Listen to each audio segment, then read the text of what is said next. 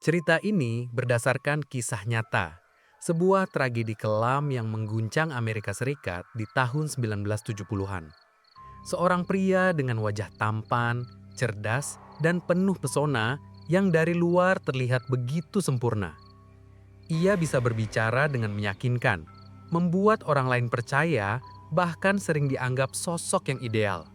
Namun, di balik senyum ramah itu, tersembunyi sisi gelap yang nyaris mustahil dibayangkan.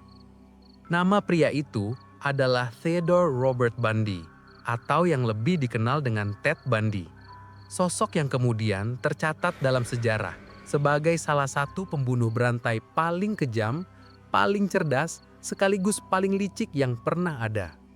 Selama bertahun-tahun, ia menjalankan teror dengan cara yang begitu halus, menipu banyak orang, dan membuat pihak kepolisian kebingungan. Inilah kisah nyata tentang Ted Bundy.